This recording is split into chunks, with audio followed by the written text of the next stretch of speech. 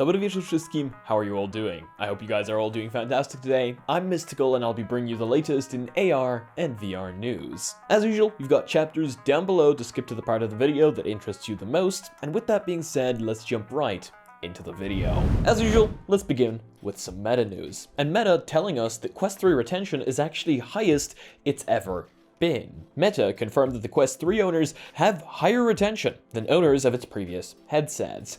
Industry speculation and analysis often focuses on headset unit sales, but what really matters to both Meta and developers is how many buyers actually regularly use the headset instead of leaving it on a shelf or in a drawer. By March 2023, Meta had sold nearly 20 million Quest headsets, and 5 months earlier, 6.37 million owners reportedly actually used their headset that month. At GDC 2024 this week, Chris Pruitt, Meta's director of content ecosystem, advised developers that Quest 3 owners return to continuously use apps at a higher rate. Back in 2019, John Carmack said that the original Quest had higher retention than any previous Oculus headset, including the PC-based Rift and Rift S. There are a number of possible explanations for Quest 3's higher retention, and the answer may even be a combination of multiple ones. Now, personally, if you ask me, what's important for retention is ease of use. For a lot of users, I know a lot of you guys are VR veterans and you're just not going to care. You're going to jump in either way because you love playing. However, to a lot of people, it is that ease of use.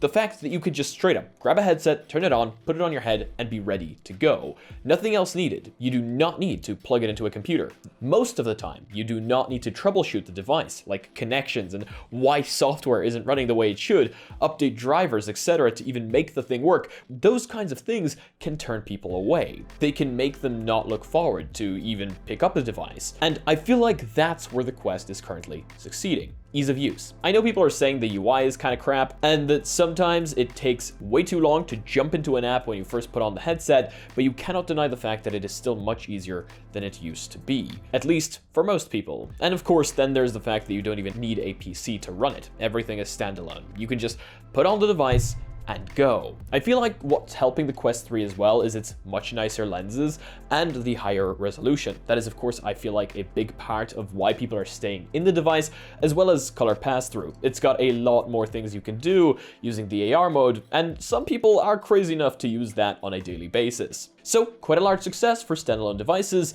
and I feel like we're going to be seeing more and more of this in the future, as I believe Apple Vision Pro users probably have an even higher retention still. I keep seeing tweets of people, wearing those things all day, every day, and being quite happy about it. Talking about the Vision Pro, ALVR on the device is now actually really good. ALVR for the Apple Vision Pro is now available to download and forwards hand tracking to SteamVR, a big feature that I myself was waiting for without even owning an Apple Vision Pro. I feel like, the thing doesn't have controllers, having hand tracking, which is on the device, inside SteamVR is going to be quite important. It's not like you have an option to do anything else unless you want to go through the hassle of calibrating boundaries and connecting additional controllers through SteamVR, which people have been doing. ALVR, the app that enables Apple Vision Pro to work on SteamVR, is now available for anyone to download. Earlier on, it was kind of a bit more difficult. I believe you had to sideload the app. Now it's actually available on Testflight. If you're interested in VR, you're probably familiar with the 3 most popular tools to make Quest headsets act as PCVR headsets: Virtual Desktop, Steam Link, and AirLink. But you may not be as familiar with ALVR, which is actually another option and works really well. It's also free and open source. In early February, they actually reported to be, I believe, the first application to get SteamVR running on the Vision Pro completely wirelessly. People improved the application as we went on throughout the months, and while before using ALVR on the Vision Pro required compiling the source code yourself using a Mac with Xcode, the app has now been approved for easy download on Testflight. If you're familiar with the Apple ecosystem, Testflight is essentially Apple's equivalent of the Quest App Lab. Being approved on Testflight suggests Virtual Desktop and Ivory will also be approved. Both developers plan to release apps for the Vision Pro. Honestly, it seems Apple isn't super against allowing SteamVR streaming services to exist inside the Apple ecosystem. If they get approved for Testflight, this gives me hope that other applications will not be banned, like what Meta was doing at the beginning. It also gives me hope that Apple may just launch some additional controllers in the future, allowing these apps to work even better, as then you wouldn't need hand tracking. But that's probably just wishful thinking. But do you know what was wishful thinking, and now apparently isn't? PCVR on the PSVR 2. A lot of people wished for it, a lot of people wanted it to happen, and we all thought it was impossible to happen officially. Yes, in case you don't know yet, Sony is actually going to allow PCVR support on the PSVR 2. We don't entirely know how they're going to do it yet, and we originally thought it was actually going to happen through the PS5, as you would still need a PS5 and a PSVR 2, and the PSVR 2 would connect to the PlayStation 5, and then your PC would stream to the PlayStation 5. Of course, that wasn't going to be the best option here, as people were hoping for the fact that they wouldn't have to buy a PS5, and Ivory still apparently has a solution going for that.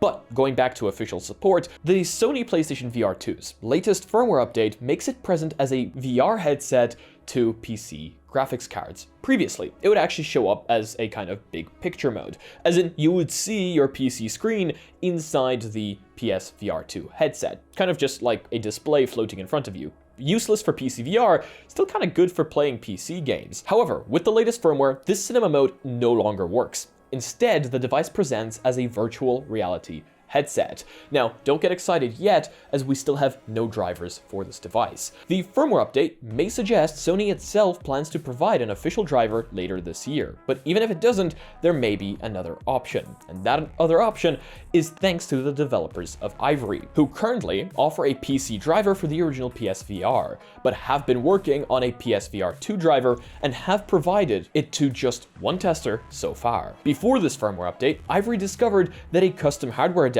would be required to trick the headset into presenting as a VR headset. But Ivory now says this is no longer required for AMD cards. The status of Nvidia cards isn't yet known. But regardless of whether the driver is official or third party, there is a significant caveat involving the idea of using the PSVR 2 directly to PC. The PSVR 2 cable is just a single USB Type-C cable, which carries both 12-volt power as well as a DisplayPort and USB 3 data.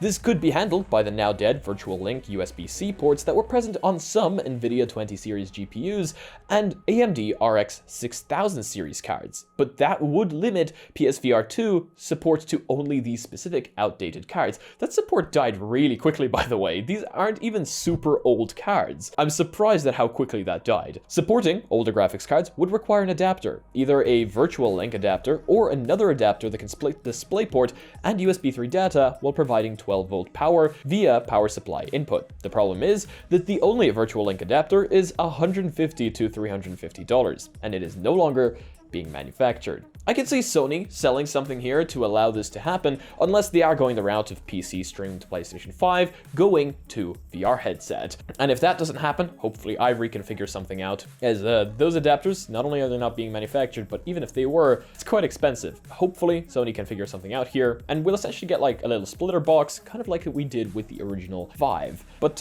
yeah, guess we'll just have to wait to see. Apparently a ton of people are recommending a new AR app in case that's something you guys are interested in. It's called Laser Dance. Apparently, both Upload VR and Road to VR are saying it's room scale mixed reality's best demo. So in case you guys want to try that out, links will be down below. I still need to try it out myself, but just thought I'd let you know in case you guys are into AR apps. Looks pretty cool. It just seems that you dance with lasers, and I mean, all mixed reality apps interest me, so definitely we'll be trying this one out. And it's from the developer of Cubism as well, and I do love Cubism. I actually play that quite a bit in my free time when I just want to relax. Puzzles, get the brain going, pretty cool. Vision OS 2.0, for those of you that are interested, is reportedly coming later this year. Bloomberg's Mark Gurman reports. Gurman writes that a more substantial Vision OS 2.0 update will release this year, and is codenamed Constellation. Vision OS 1.0 was codenamed Borealis, suggesting an astronomy theme for the codenames. Apple usually shares details of entirely new versions of its operating systems at its annual WWDC conference, which takes place in June.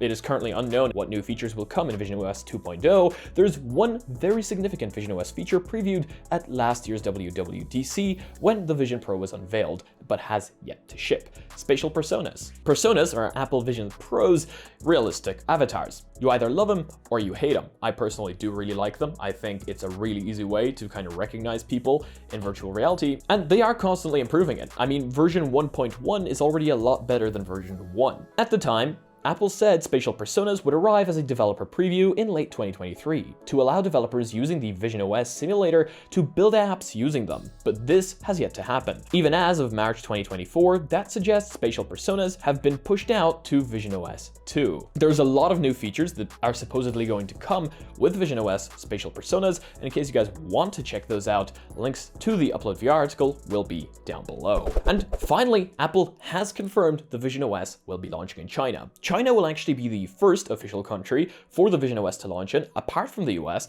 which is very interesting because Meta can't launch in China. Apple already has a pretty firm foothold in China with the iPhone, so seeing them launching the visionOS there isn't very surprising. And we did find snippets of language code in the latest visionOS update that told us that this might happen in a previous video. So that's really cool. They've just confirmed it. As reported by Reuters, speaking at the China Development Forum in Beijing on Sunday, Apple's CEO Tim Cook confirmed visionOS will hit the mainland China market sometime this year. When is still subject to speculation, considering Meta still has no appreciable presence in China due to its products being blocked by that country's government. This potentially gives Apple a valuable foothold in the Chinese domestic market for future releases. The original article detailing the first clues of the headset's mainland China launch we talked about in a previous video, or you can check out Road to VR's article on that as well. Either way though, nice to see that confirmed and nice to see the Vision Pro launching in more countries. You know, making VR more accessible to people.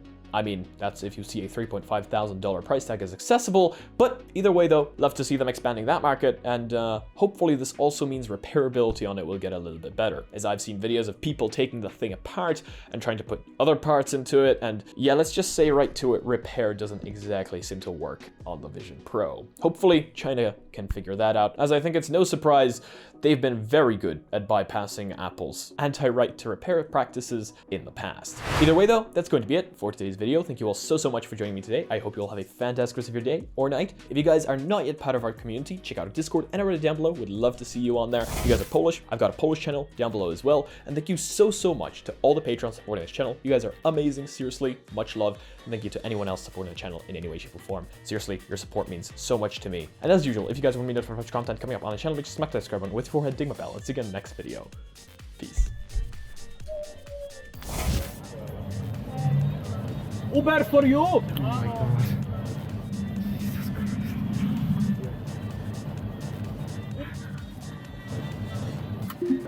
Hello. Wow! Enter my Uber. Yes, sir. Question? What's up, bro? Yo.